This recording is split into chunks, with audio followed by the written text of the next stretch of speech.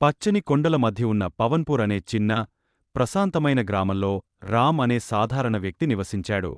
అతను గ్రామ మార్కెట్ అంచున ఒక చిన్న పూల దుకాణాన్ని కలిగి ఉన్నాడు. అతని దుకాణం మట్టి పైకప్పుతో కూడిన చెక్క దుకాణం తప్ప మరేమీ కాదు, కాని అది శక్తివంతమైన పువ్వులతో నిండి ఉంది. గులాబీలు, బంతి పువ్వులు మరియు మల్లెలు ప్రతి ఒక్కటి బుట్టలలో జాగ్రత్తగా అమర్చబడి ఉన్నాయి.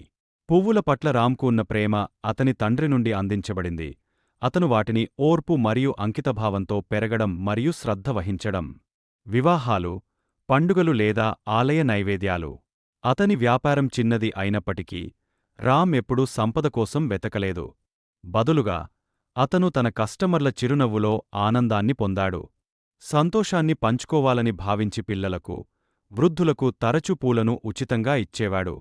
పవన్పూర్లో ఏడాది తీవ్ర కరువు అలుముకుంది. పంటలు పండక నీటి కొరత ఏర్పడింది. చాలామంది గ్రామస్తులు కష్టపడుతున్నారు మరియు రామ్ పూలతోట ఎండిపోవడం ప్రారంభమైంది. అతను నష్టపోయినప్పటికీ రామ్ తన తోటను సందర్శించడం కొనసాగించాడు. అతను మిగిలి ఉన్న కొద్దిపాటి నీటితో దానికి నీరు పెట్టాడు. రాముడి అంకితభావాన్ని చూసి గ్రామస్తులు కలిసి సహాయం చేశారు.